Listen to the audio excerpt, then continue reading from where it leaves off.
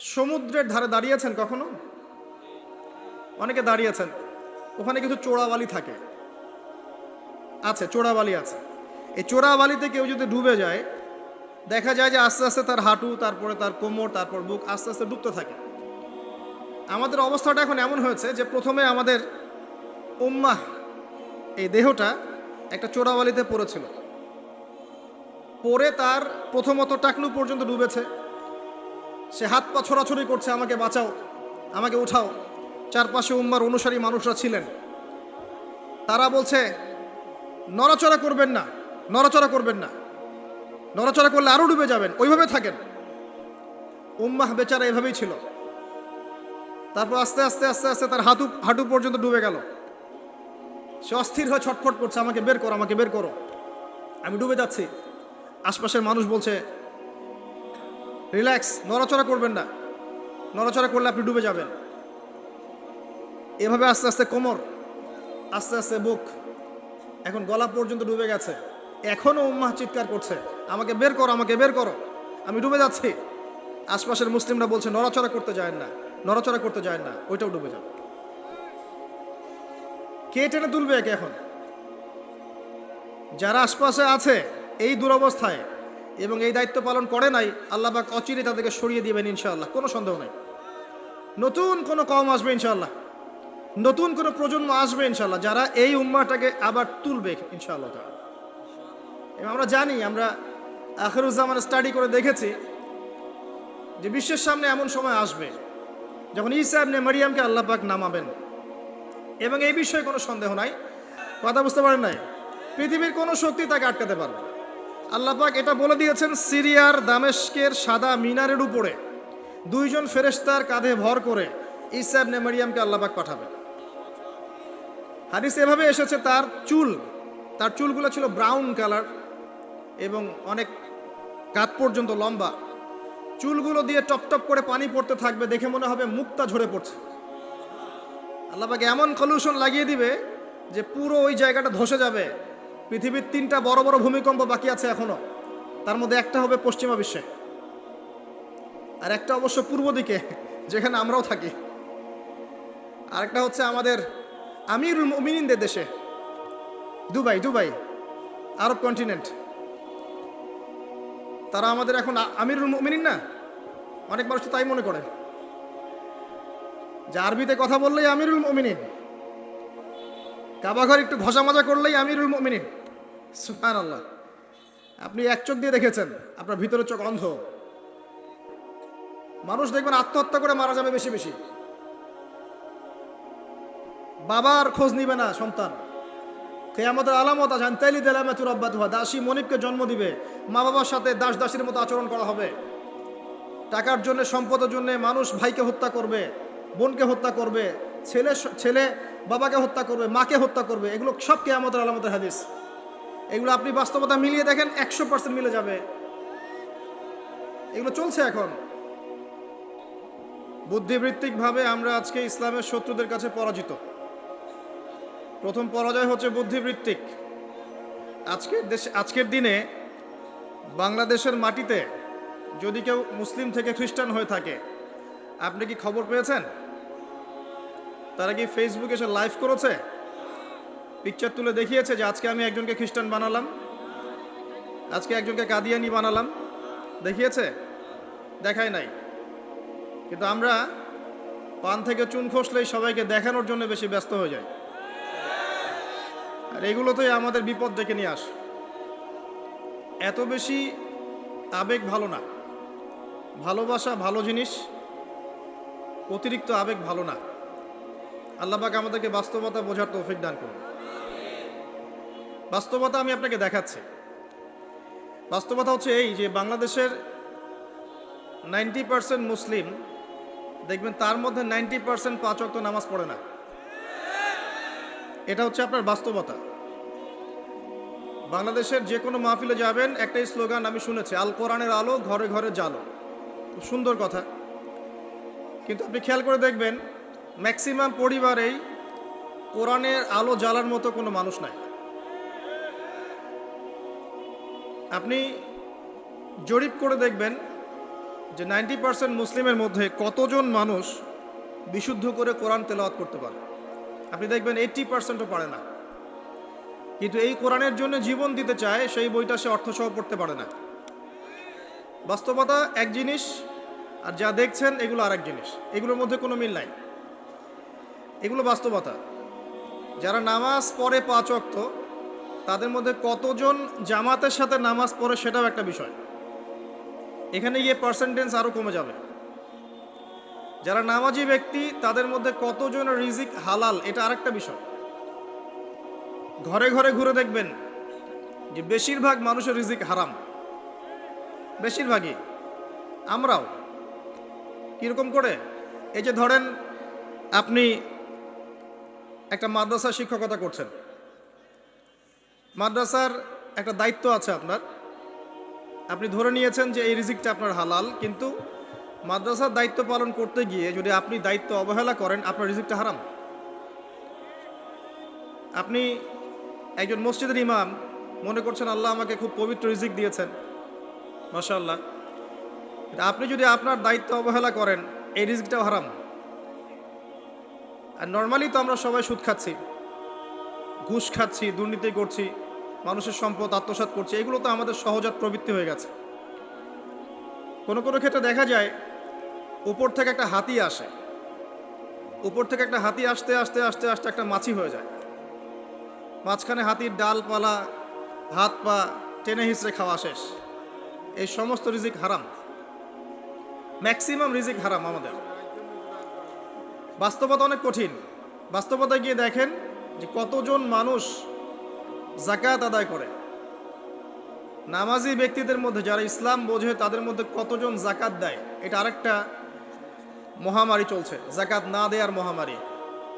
শুধু যদি যাকাতটা দিতেন ঠিক মতো, নিসাব পরিমাণ সম্পদ হয়ে গেছে, মালের যাকাত দিচ্ছেন, বাংলাদেশকে বহির্বিশ্বের কাছ থেকে ঋণ নিতে হতো না, একটা মানুষও না খেয়ে মারা যেত না। যাকাত আমরা দেই না, এখানে অমুসলিমদের কোনো ভূমিকা নাই, আমরাই যাকাত দেই না। বাংলাদেশে এমনও ব্যক্তি আছে যাদের যাকাত কালেক্ট করলে একজনের যাকাত থেকে 100টা পরিবার চলবে। কিন্তু এটা কালেক্ট করার কোনো সিস্টেম নাই, এবং সেই ইচ্ছাকৃতভাবে দিচ্ছে না, আমরাই দিচ্ছি না। আপনি সমাজে ঘুরে দেখবেন কতগুলো পরিবার আছে যেগুলোর মধ্যে পর্দার বিধান কায়েম আছে। বাস্তবতা খুব কঠিন। আর যা দেখছেন আইওয়াশ, শোডাউন, এগুলো দিয়ে ইসলামের বিজয় কখনো হবে না। যত বেশি আইওয়াশ করবেন, শোডাউন করবেন, বাড়াবাড়ি করবেন, তত ইসলামের নূর, বরকত, আল্লাহর রহমত, নুসরা সব উঠে যাবে। আর ইসলামিক ব্যক্তিত্বদেরকে নিয়ে তো মোটেই করা উচিত নয়। কারণ রিয়া বা অহংকার বলে একটা কথা আছে, যার কলবের মধ্যে যাররা পরিমাণ অহংকার থাকবে, এই ব্যক্তি জান্নাতে যাবে না। অহংকার মুক্ত থাকতে চায় আলেম ওলামা শ্রেণীর মানুষ, কিন্তু তাদেরকে নিয়ে মানুষের অতিরিক্ত বাড়াবাড়ির কারণে মনের মধ্যে অনেক সময় রিয়া, অহংকার চলে আসতে পারে। এর ফলে সেই ব্যক্তিও জাহান্নামের খোরাক হচ্ছে, বলেন নাউজুবিল্লাহ। সূক্ষ্মতা আমি আপনাকে বোঝাচ্ছি। রাসূলুল্লাহ সাল্লাল্লাহু আলাইহি ওয়াসাল্লাম বলেছেন, অন্ধকার রাতে কালো পাথরের উপরে কালো পিঁপড়া হেঁটে গেলে যেমন টের পাওয়া যায় না, আমি আবার বলছি, অন্ধকার রাতে কালো পাথরের উপরে কালো পিঁপড়া হেঁটে গেলে যেমন দেখা যায় না, এভাবেই মনের মধ্যে অহংকার, রিয়া চলে আসতে পারে। যদি আসে, আমার জন্য জান্নাত হারাম, নাউজুবিল্লাহ। তো প্রিয় ভাইরা,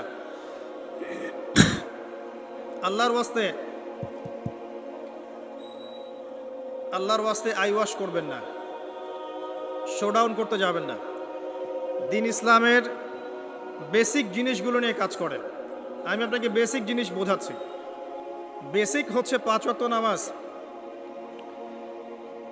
আমাদের মধ্যে কতজন মানুষ দৈনিক 5 ওয়াক্ত সালাত আদায় করি, এটা বুঝতে হবে।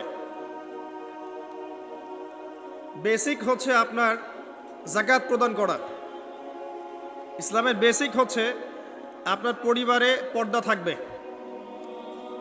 ইসলামের বেসিক আপনার পরিবারে তালিম হবে। প্রত্যেক পরিবার থেকে একটা করে মানুষ অন্ততপক্ষে কোরআনওয়ালা হবে। আলেম হবে বা হাফেজ হবে, এটা আমাদের দাবি ছিল। এগুলো বেসিক, যে মুসলিমরা হালাল খাবে, হারামে সম্পৃক্ত হবে না, সাধ্যমতো আল্লাহর দ্বীনের দাওয়াত দিবে মানুষকে, এগুলো বেসিক। এই বেসিকগুলো ঠিক আছে কিনা খেয়াল করে দেখেন। আমি আপনাকে গ্যারান্টি দিচ্ছি এই বেসিকগুলো আমাদের ঠিক নাই। এমন পরিবার খুঁজে পাবেন না যেই পরিবারের মধ্যে অলমোস্ট 100% মানুষ 5 ওয়াক্ত নামাজ পড়ে। এখন এই যুগে খুঁজে পাওয়া দুষ্কর, ইল্লা মাশাআল্লাহ। এমন পরিবার আপনি খুঁজে পাবেন না যেখানে দেখবেন প্রত্যেক সদস্য কোরআন তেলাওয়াত করতে পারে, ইল্লা মাশাআল্লাহ, বা কোরআনের হাফেজ বা আলেম হয়েছে, খুব কম। এমন পরিবার এখন খুঁজে পাওয়া দুষ্কর যেখানে প্রত্যেকটা রিজিক হালাল, পরিবারের মধ্যে কোনো অপসংস্কৃতি নাই, পরিবারের মধ্যে ফ্রি মিক্সিং নাই, সুদ নাই, হারাম টাকা আসছে না, বেপরদামি নাই, পরিবারের ছেলেমেয়েরা আল্লাহর ওয়াস্তে আল্লাহর লাইনে পড়াশোনা করছে, দ্বীনের খেদমত করার চেষ্টা করছে, এমন পরিবার খুব রেয়ার। যখন বেসিক ঠিক থাকবে না তখন বড় বড় স্বপ্ন দেখে আসলে কোনো লাভ নাই। একটা বিল্ডিং নির্মাণ করতে চান, তার বেস যদি ঠিক না থাকে তাহলে আপনি 10-20 তলার স্বপ্ন দেখে আসলে কোনো ফায়দা নাই। এর পরেও আছে যারা দ্বীনের রিপ্রেজেন্টেটিভ, তাদের মধ্যে আপনি দেখবেন ভিতরে দ্বীন নাই। বাইরে যদিও মনে হয় যে দ্বীন দিয়ে ভর্তি, ভিতরে আসলে দ্বীনের কোনো বালাই নাই, ইল্লা মাশাআল্লাহ। আবার আপনি দেখবেন যারা ধর্মতাত্ত্বিক ক্ষেত্রে জাতিকে দিক নির্দেশনা দিবে, এরাই শতদা বিভক্ত হাজারটা দলে, এবং প্রত্যেকেই বলছে যে আমি হক, বাকি সবাই বাতিল। সিচুয়েশন খুব ক্রিটিক্যাল। এর উপরে আবার আছে সামাজিক অবক্ষয়, এর উপরে আবার আছে রাজনৈতিক সমস্যা, তার উপরে আবার আছে বৈশ্বিক ওয়ার্ল্ড অ্যাফেয়ার্সের প্রবলেম এবং ইকোনমিক স্যাংশন, অর্থনৈতিক দাসত্ব। সব মিলে বিশ্বের অবস্থা ভালো না। এখানে তৃপ্তির ঢেকুর তোলার কোনো সুযোগ নাই যে সব কিছু সুন্দরভাবে চলছে, আসলে তা নয়। এখন প্রথমত দৃষ্টিভঙ্গির কথা বলবো। দৃষ্টিভঙ্গি পরিবর্তন না করতে পারলে সমস্যা আছে। বাস্তবিক হন, প্র্যাকটিক্যালে মুসলিমদের অবস্থা আসলে ভালো না। এবং পুরো বিষয়ের রিয়েলিটি বুঝতে হলে আপনাকে খিদির আলাইহিস সালাম হতে হবে। এই ব্যক্তি আবার কে? খিদির আলাইহিস সালামকে পাবেন কোথায়? কোথায় আছে? সূরা কাহফে আছে। নবী মুসা আলাইহিস সালাম প্রশ্ন করছেন, নৌকাটা কেন ফুটা করলেন? নবী মুসা আলাইহিস সালাম প্রশ্ন করছেন, এই বাচ্চাটাকে কেন হত্যা করলেন? নবী মুসা আলাইহিস সালাম প্রশ্ন করছেন, দেয়ালটা কেন নির্মাণ করলেন? মুসা আলাইহিস সালাম বাইরের চোখ দিয়ে দেখছেন, তিনি ভিতরের কথা বুঝতে পারছেন না। কিন্তু খিদির আলাইহিস সালাম আল্লাহর নূর দিয়ে দেখছেন, তাই তিনি দূরদর্শিতার সাথে দেখতে পাচ্ছেন প্রতিটা ঘটনার পিছনের কারণ কি। যদি নৌকা ফুটা না করতেন তাহলে জলদস্যু নিয়ে যেত। যদি বাচ্চাটাকে হত্যা না করতেন, এই বাচ্চা বড় হয়ে অনেক বড় কাফের হতো। যদি এই দেয়াল নির্মাণ না করতেন, এই দেয়ালের নিচে রাখা সঞ্চিত সম্পদ এতিম বালকরা পেত না। ঘটনা কি পড়েছেন কখনো? এই ঘটনা কারা কারা পড়েছেন? হাত তোলেন দেখি। এই হচ্ছে বাস্তবতা, হাত নামান। এই ঘটনাটা একটা আপনাকে এপিস্টিমোলজি দিবে। এপিস্টিমোলজি মানে হচ্ছে জ্ঞানতাত্ত্বিক দর্শন। এটা একটা ফিলোসফিক্যাল থট, জ্ঞানতাত্ত্বিক দর্শন, এপিস্টিমোলজি, জ্ঞান তত্ত্ব। মুসা আলাইহিস সালাম বাইরের চোখ দিয়ে দেখছেন। এখনকার পুরো বিশ্বের এডুকেশনাল ফিলোসফিটা এরকমই, সবাই বাইরের চোখ দিয়ে দেখতে চায়। কিন্তু খিদির আলাইহিস সালাম ভিতরের চোখ দিয়ে দেখতেন। তিনি বুঝতে পেরেছেন কেন নৌকা ফুটা করতে হবে, কেন এই বাচ্চাকে হত্যা করতে হবে, আর কেন দেয়া নির্মাণ করতে হবে। এটা মুসা আলাইহিস সালাম বুঝতে পারেন নাই। অতএব এই বিশ্বে যদি আপনি প্রতিটা বিষয়ের সমাধান চান, সলিউশন ফাইন্ড আউট করতে চান, রিয়েলিটি বুঝতে চান, তাহলে আপনাকে এক চোখ দিয়ে দেখলে হবে না। শুধু বাইরের চোখ দিয়ে দেখলে আপনি সব বুঝতে পারবেন না, ফুল স্টপ। শুধু বাইরের চোখ দিয়ে দেখলে আপনি সব বুঝতে পারবেন না। আই রিপিট, শুধু বাইরের চোখ দিয়ে দেখলে আপনি সব বুঝতে পারবেন না। আপনাকে আল্লাহর নূর দিয়ে দেখতে হবে, আল্লাহর কলব, আপনার জাগ্রত কলব দিয়ে দেখতে হবে। যেমনটা খিদর আলাইহিস সালাম করেছেন। বাহ্যিক চোখ দিয়ে আপনি সব কিছুকে দেখলে মনে হবে যে বিশ্ব এগিয়ে যাচ্ছে, কিন্তু ভিতর দিয়ে দেখলে, আল্লাহর নূর দিয়ে দেখলে বুঝতে পারবেন বিশ্ব আগাচ্ছে ঠিকই, কিন্তু তার ধ্বংসের দিকে আগাচ্ছে। সময়ের জন্য অপেক্ষা করতে থাকেন, এক পর্যায়ে কথাগুলো বুঝে আসবে ইনশাআল্লাহ। হয়তো এখন মাথার উপর দিয়ে যাচ্ছে, ইল্লা মাশাআল্লাহ। আগে জ্ঞানতাত্ত্বিক দর্শনটা ঠিক করেন। আমাদের দর্শনটা এখন এমন যে চাক্ষুষ যা দেখব সেটাই সত্য, অথবা পরীক্ষা নিরীক্ষা পর্যবেক্ষণের মাধ্যমে যে সিদ্ধান্তে আসা যাবে সেটাই সত্য। এবং আমাদেরকে পশ্চিমা বিশ্ব এটাই শিখিয়েছে, পশ্চিমারা আমাদেরকে এটাই শিখিয়েছে যে পরীক্ষা নিরীক্ষা, যুক্তি, বিজ্ঞান, দর্শন, এগুলোর মানদণ্ডে যা লাভ করা যাবে সেটাই জ্ঞান। এর বাইরে জ্ঞানের কোনো অস্তিত্ব নাই। এই জন্যে আল্লাহ তারা বিশ্বাস করে না, কারণ আল্লাহকে দেখা যায় না, সিম্পল। মালায়েকা, ফেরেশতা তারা বিশ্বাস করে না, কারণ ফেরেশতাকে দেখা যায় না। জিন জাতিকে তারা বিশ্বাস করে না, কারণ তাকে দেখা যায় না। একইভাবে রূহ বা আত্মা, স্বপ্নের ব্যাখ্যা, আপনার ঘুম, আপনার কবরের আযাব, মিজান, পুলসিরাত, জান্নাত, জাহান্নাম, আগেকার আসমানি কিতাব, নবী রাসূলগণ, কাউকে দেখা যায় না, অতএব এগুলোর কোনো অস্তিত্ব নাই। এটা তাদের দর্শন, এবং এই ফিলোসফি দিয়েই সারা বিশ্ব এখন চলছে। লান নুমিনা লাকা হাত্তা নারাল্লাহা জাহরা, যেমনটা বনু ইসরাইল বলেছিল, সূরা বাকারার দিকে আছে প্রথম দিকে, হে মূসা, আমরা তোমার কথায় বিশ্বাস করব না যতক্ষণ না আল্লাহকে চাক্ষুষ দেখছি। কিন্তু Islamic philosophy different. Islamic philosophy হচ্ছে এমন, ওয়াকুলিল হাক্কু মির রাব্বিকুম, হক বা জ্ঞান, সত্য তোমার রবের পক্ষ থেকে আসে। ফালা তাকুনান্না মিনাল মুমতারিন, তুমি সন্দেহবাদীদের অন্তর্ভুক্ত হও না। সূরা কাফির 29 নম্বর আয়াতে আল্লাহ পাক আরো বলেছেন, ওয়াকুলিল হাক্কু মির রাব্বিকুম ফামান শাআ ফালইউমিন ওয়া মান শাআ ফালইয়াকফুর। হক আল্লাহর পক্ষ থেকে আসে, জ্ঞান আল্লাহর পক্ষ থেকে আসে, সত্য মিথ্যার মানদণ্ড আল্লাহর পক্ষ থেকে আসে, ন্যায় অন্যায়ের মানদণ্ড আল্লাহর পক্ষ থেকে আসে, মানুষের মস্তিষ্ক থেকে বের হয় না। আর আল্লাহর পক্ষ থেকে যা আসে তাকে যুক্তি, বিজ্ঞান, দর্শন এগুলো দিয়ে প্রমাণ করা যাবেই, এটা জরুরি না।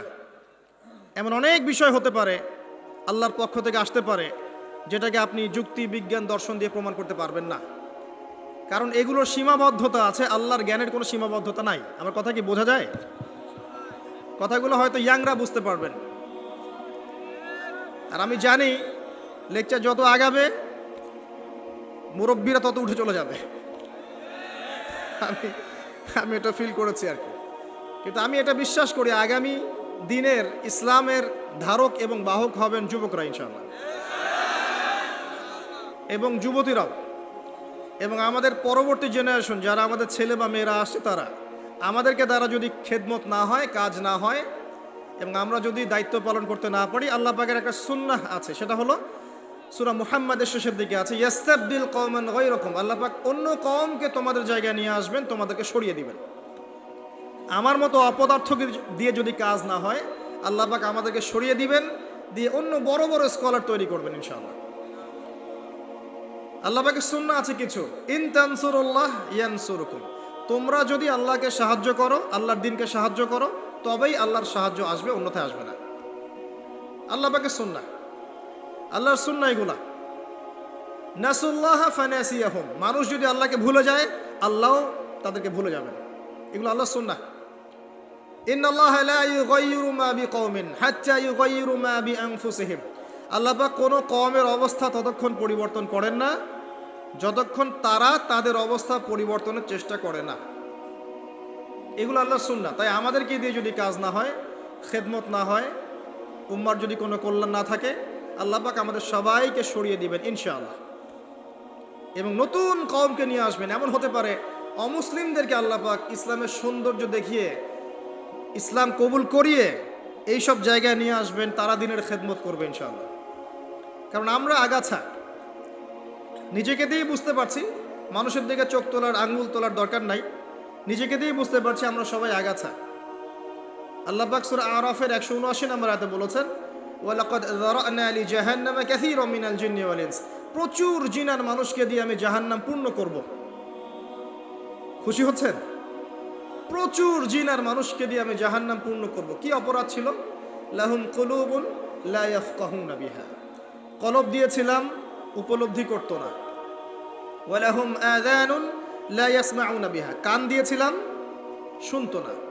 ওয়ালাহুম আ'য়ুনুন লা ইউবসিরুনা বিহা, চোখ দিয়েছিলাম দেখতো না।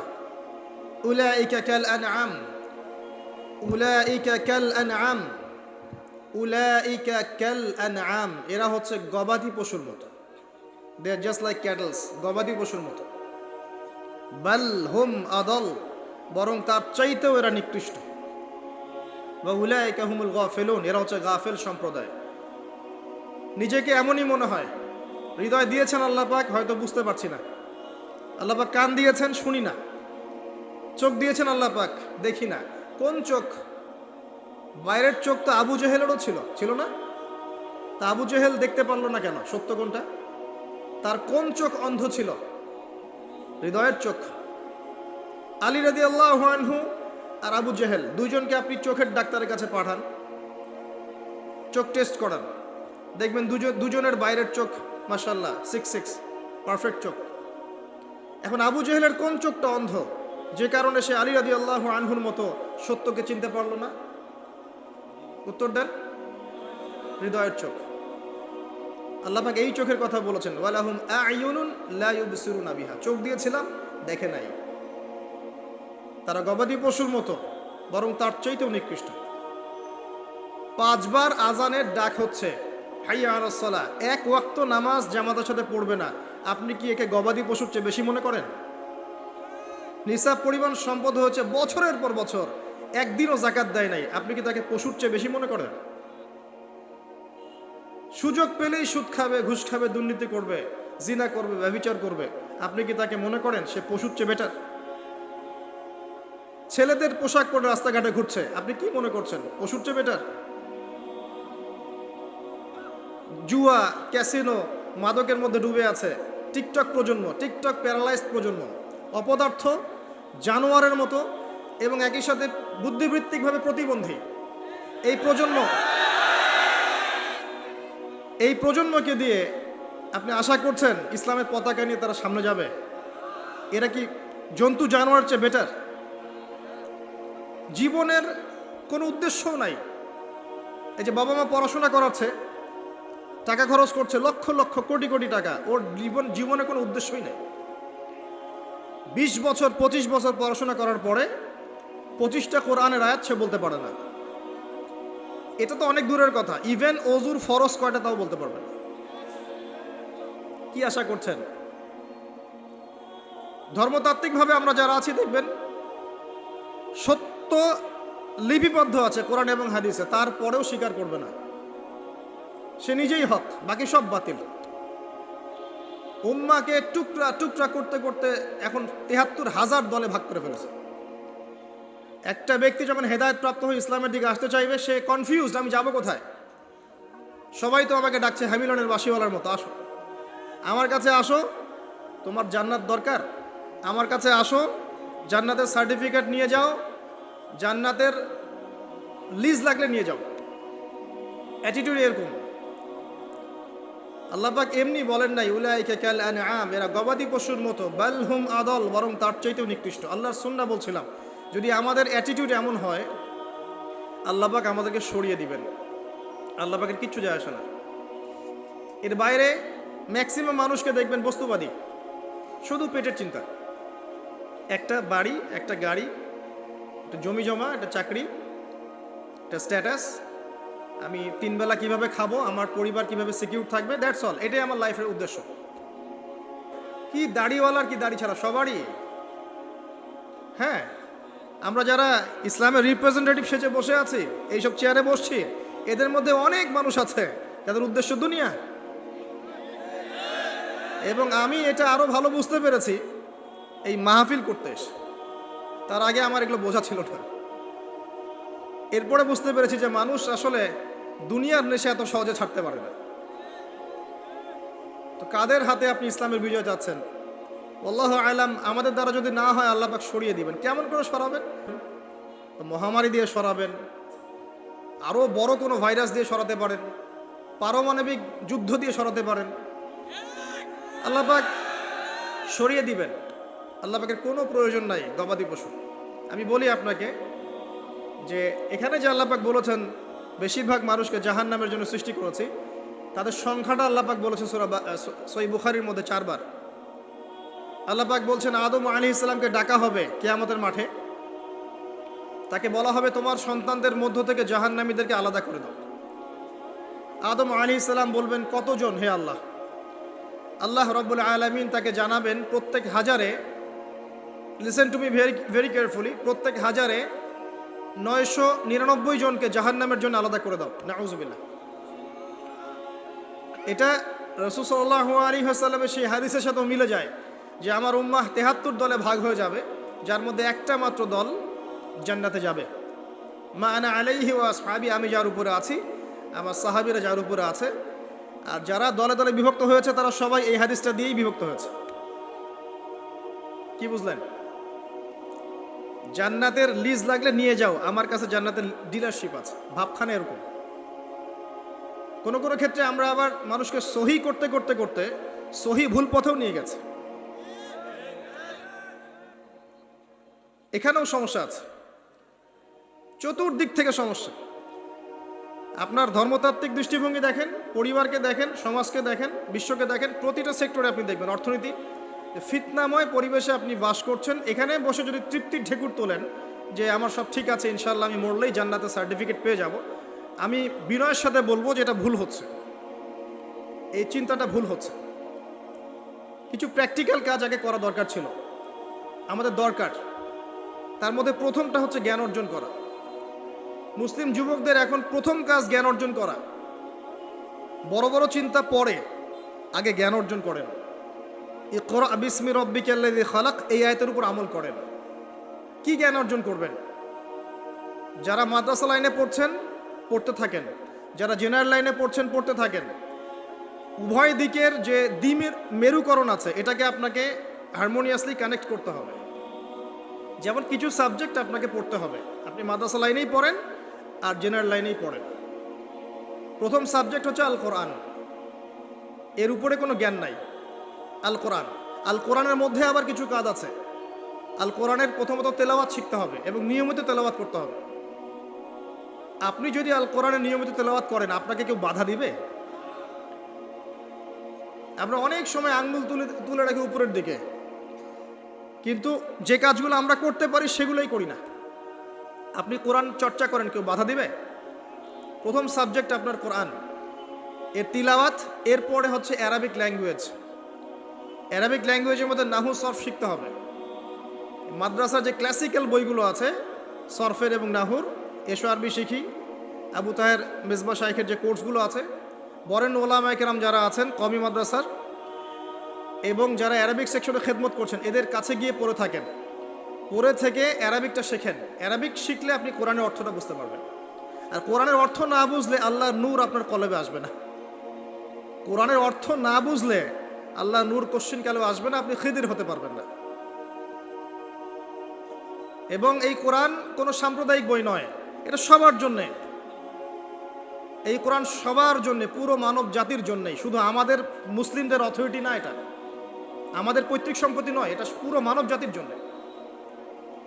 এবং কোরআনের সাথে আপনাকে তাফসিরগুলো পড়তে হবে। আপনার কাছে যে তাফসিরটা ভালো মনে হয়, হোক সেটা জালালাইন অথবা মারিফুল কোরআন অথবা ইবনে কাসির, যেটা আপনার কাছে বেস্ট মনে হয় সেটাই পড়েন।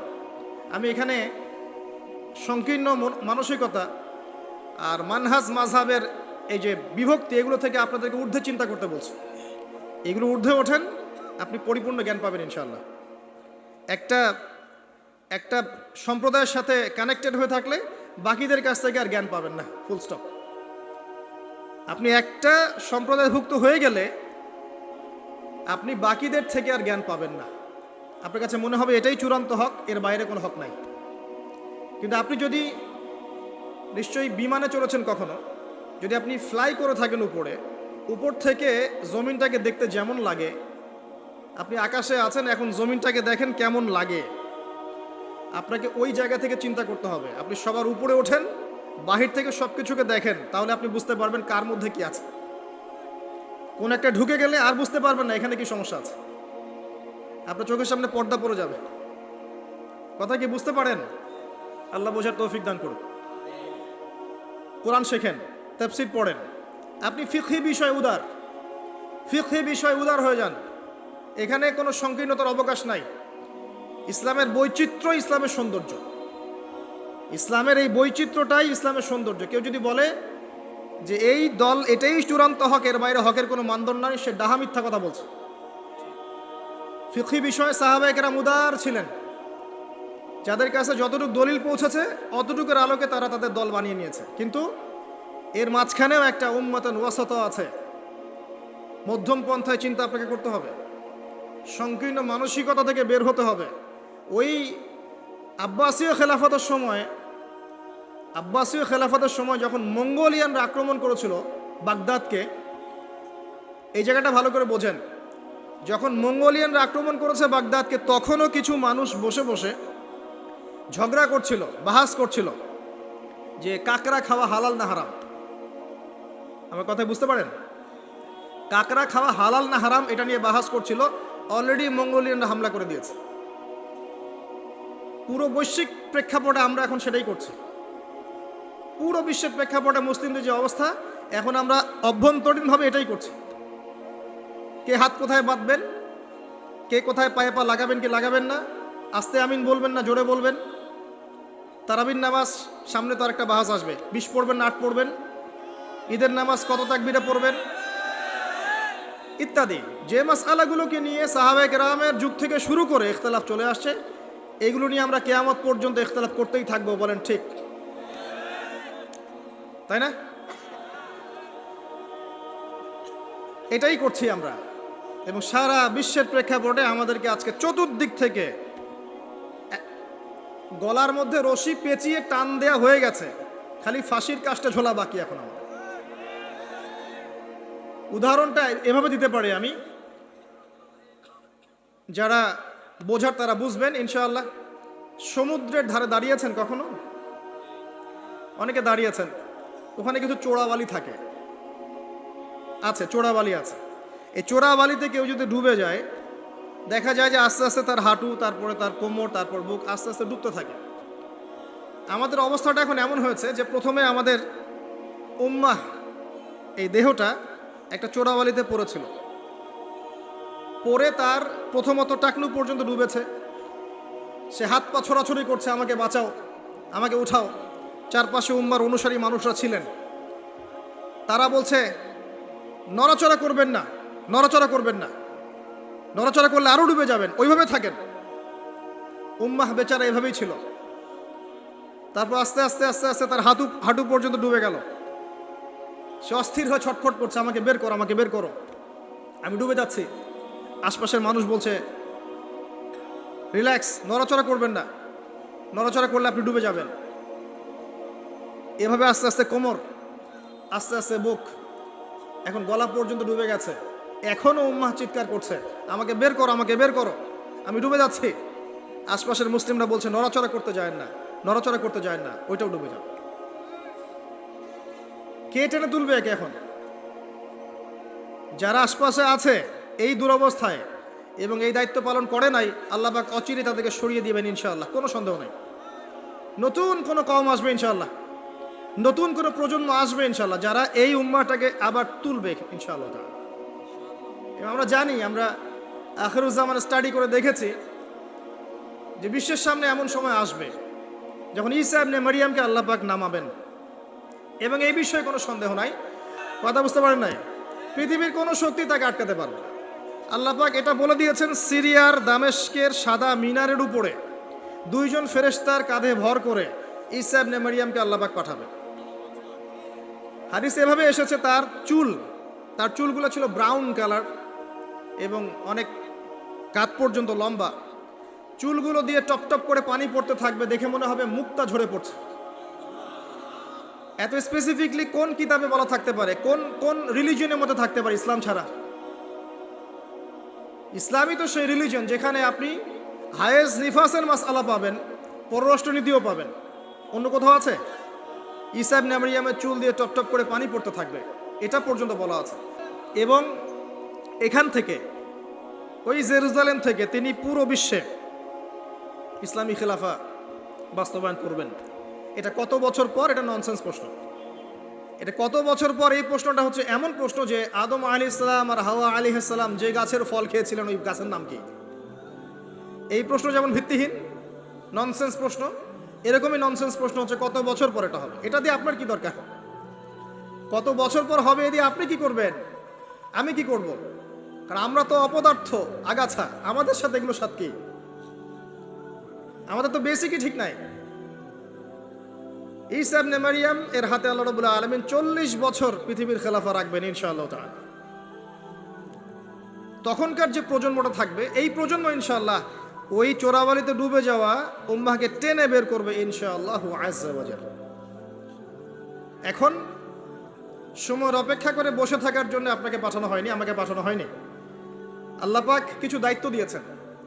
প্রথমটা বলছিলাম আপনাকে জ্ঞান অর্জন করতে হবে, এবং জ্ঞান অর্জনের প্রথম ধাপ হচ্ছে আল কোরআন। যে সেক্টরই পড়াশোনা করেন, তারপরে আপনি আসবেন আরবি ভাষা সাহিত্যে, এরপরে আসবেন তাফসিরে, অনুবাদে, এরপরে হাদিসের কিতাবগুলো পড়বেন। এবং লাভ দিয়ে কঠিন হাদিস পড়তে যাবেন না, রিকোয়েস্ট। আগে লাভ দিয়ে খপ করে সহিহ বুখারী ধরতে যাবেন না, আপনি বিভ্রান্ত হয়ে যাবেন। আই রিপিট, লাভ দিয়ে খপ করে সহিহ বুখারী ধরতে যাবেন না, আপনি বিভ্রান্ত হয়ে যাবেন। বলতে পারেন যে বেদাতি কথা বলছি কিনা, এটা ফকিহদের কথা, যারা ফুকাহায়ে কেরাম তাদের কথা। কারণ লাভ দিয়ে কেউ MBA পড়তে পারে না, লাভ দিয়ে কেউ মেডিকেল সায়েন্সের বই পড়তে পারে না, এক লাফে কেউ এই যে ডক্টরেট করতে পারে না, পারে? তাকে ধাপে ধাপে উঠতে হয়, আপনাকে ধাপে ধাপে উঠতে হবে। হাদিসে আরবাইন দিয়ে শুরু করেন। যে মাদ্রাসায় কওমি নিসাবে যারা পড়েছেন সবাই জানেন এই বিষয়গুলো। ফয়জুল কালাম দিয়ে শুরু করেন, ক্লাসিক্যাল বই, বুলুগুল মারাম মিন আদিল্লাতিল আহকাম, এগুলো দিয়ে আগান। মিশকাতুল মাসাবিহ দিয়ে আগান। মিশকাত পড়তেই তো দাঁত ভেঙে যায়, এত সহজ মনে করেছেন? 2-4 পাতা হাদিস পড়ে নিজেকে মুফতি মনে করবেন না। ক্লাসিক্যাল বইগুলো অনেক কঠিন, এবং যারা আলেম ওলামা হয়েছেন এমনি এমনি হন নাই, সুদীর্ঘ পথ পাড়ি দিয়ে আলেম হয়েছেন। যখন আপনি কম জানবেন তখন মনে হবে যে আমি অনেক জানি, যখন বেশি জানবেন মনে হবে কিচ্ছু জানি না। আমার কথা বুঝতে চেষ্টা করেন। যখন কম জানবেন মনে হবে অনেক জানি, আমি পণ্ডিত, এটা হালাল, এটা হারাম, এটা জায়েজ, এটা নাজায়েজ। যত বেশি জানতে থাকবেন, যত বেশি আলেম ওলামার সোহবতে পড়ে থাকবেন, দেখবেন আপনি কিচ্ছু জানেন না। এবং যত দিন যাচ্ছে আমি নিজেকে এই জায়গায় ফিল করি যে আমি আসলে কিছুই জানি না। এবং আমি যেখানে বসে কথা বলছি, রাতের অন্ধকারে আমার কান্না আসে যে আমি যে এখানে বসে কথা বলছি, তাহলে উম্মার কি অবস্থা বোঝা আমার শেষ। কথা বুঝতে পারছেন না? এখানে বসা উচিত ছিল এমন মানুষের যাদের হাতে ইসলামের বিজয় হবে। সেখানে আমার মতো নগণ্য মানুষ বসে আছে, আর তার সাথে একটা ছবি তোলার জন্য মানুষ হুমড়ি খেয়ে পড়ছে। তারা চিন্তা করেন বাস্তবতা কি জিনিস। আল্লাহ পাক আমাদেরকে বুঝ দান করুক। প্রত্যেকটা ঘরে ঘরে একটা করে ইসমাইলের মতো ছেলে তৈরি করেন আলাইহিস সালাম। প্রত্যেকটা ঘরে ঘরে একটা ওমর এবং খালিদের মতো ছেলে তৈরি করেন। মারিয়াম, আয়েশা রাদিয়াল্লাহু আনহুমা তাদের মতো করে মেয়ে তৈরি করেন। আজকে থেকে 50 বছর পর একটা রেজাল্ট পাবেন ইনশাআল্লাহ। ইসলামের বিজয় হুট করে হবে না। আল্লাহ পাকের সিস্টেম, সুন্নাহ হচ্ছে আল্লাহ পাক হঠাৎ করে কিছু করেন না। রাত থেকে দিন হয়, ধীরে ধীরে হয়। দিন থেকে রাত হবে, ধীরে ধীরে হবে। ধাপ করে রাত হয় না, ধাপ করে দিন হয় না। আর আমরা এটা আশা করে বসে আছি যে ধাপ করে মনে হয় ইসলাম বিজয় হয়ে যাবে, জি না। ঈসা ইবনে মারইয়ামের সেই সময় আসতেও দেখবেন অনেক পর্যায়ে পার হবে, বিশ্ব এই অবস্থা থাকবে না। 1/3 মানুষই থাকবে না, ডেড। এবং কে জানে আগামী 10 বছর মধ্যে নাও থাকতে পারে, আল্লাহু আলাম। যা শুরু হয়েছে বিশ্বে, যারা আমাদেরকে হিউম্যানিটি শিখাতো, এক সময় মানবতা শিখাতো, এরাই দেখবেন এখন অমানবিক আচরণ করছে। এটা ওপেন সিক্রেট।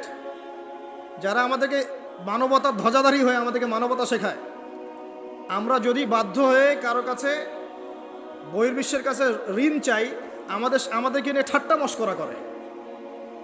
আর এগুলো এখন সব মিডিয়াতে আসে, আমাদেরকে কিছু মনেই করে না। আল্লাহ পাক এমন কলিউশন লাগিয়ে দিবেন যে ওরা আপোষে মারামারি করে শেষ হয়ে যাবে, দেখে নিন। আল্লাহ পাক এমন কলিউশন লাগিয়ে দিবে যে পুরো ওই জায়গাটা ধসে যাবে।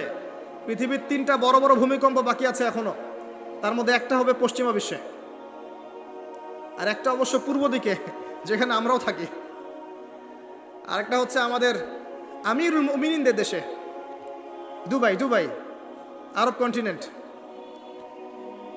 তারা আমাদের এখন আমিরুল মুমিনিন না, অনেক মানুষ তো তাই মনে করে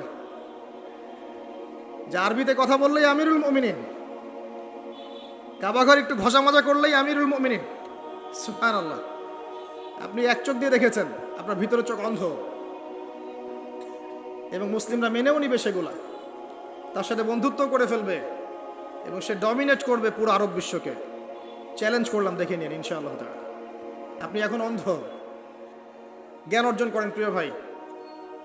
হাদিসের কিতাবের কথা বলছিলাম, আগে বড় জায়গায় যায় না, মিশকাত শেষ করেন, আস্তে আস্তে ইবনে মাজায় যান, তিরমিজিতে যান, আবু দাউদ পড়েন, নাসাই পড়েন, পরে যান বুখারী মুসলিমে। তখন কি ইনশাআল্লাহ আপনি বুঝতে পারবেন। আর এই পড়াশোনা করবেন কোথায়? একা একা বাজার থেকে যাব, পাবলিকেশন থেকে বই কিনবো, আরবি এবারত জবরজেদ পেশ দিয়ে আছে, পড়বো, বাংলা অনুবাদ পড়বো, মুফতি হয়ে যাব, তাই নাকি? শুকরান। কে বলেছেন কথাটা?